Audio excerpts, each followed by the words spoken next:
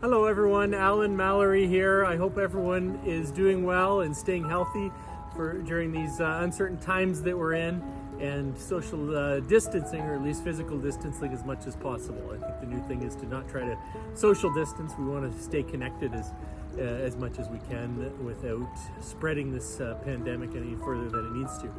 So this past month, my blogs have focused on mindfulness, which I think is a really key area. I spent a good portion of my life, I guess, in studying mindfulness. I went through quite a period of anxiety and depression in my younger years.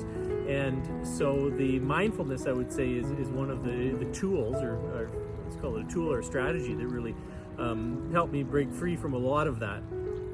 There's some real benefits to mindfulness. So obviously, there's cognitive benefits in eliminating some of the rumination that we get caught up in, but also there's physical benefits. There's lots of studies that have linked the negative aspects of rumination and getting kind of stuck in our minds with all kinds of physical ailments. And so if we want to be healthy all around, physically and cognitively, then mindfulness is a good tool. There's a balance, really. There's a balance between what I would call self-acceptance and self-drive or ambition.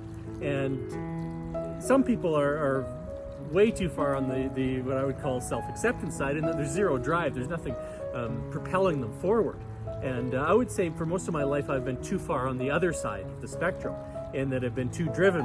My wife would often mention we'd be on a vacation and I'd already be planning the next vacation rather than actually enjoying what we were doing. And I really couldn't sit on a beach at all because I would always be fidgeting, thinking of what I could do that was productive during that time.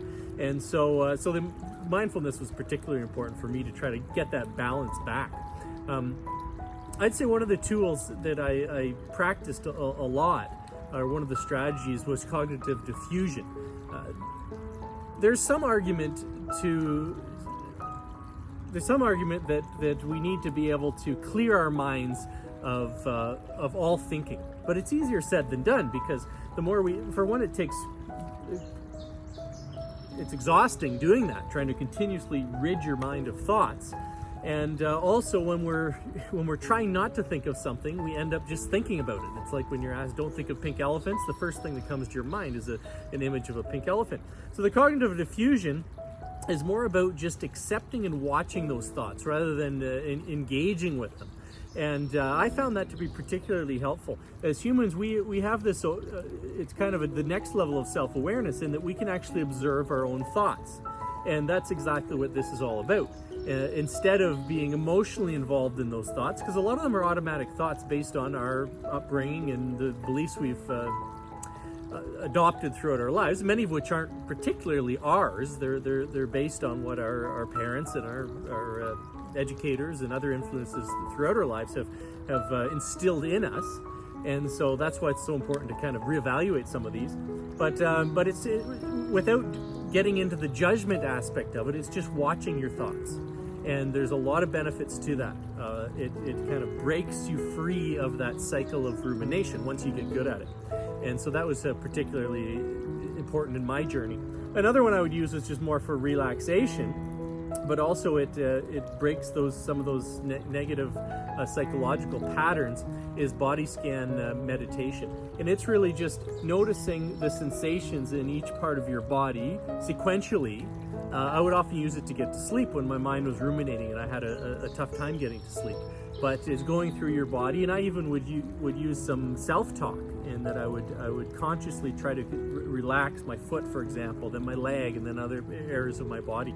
And there's many benefits. One, it's a distraction from what else your mind is trying to ruminate on, but also through that self-talk, you actually do get the relaxation. So hopefully, especially if you find you're very driven and you haven't found that balance, you spend some time studying mindfulness, because there's some real benefits. And I think I strayed from side to side, but I found that balance a lot better nowadays than in the past.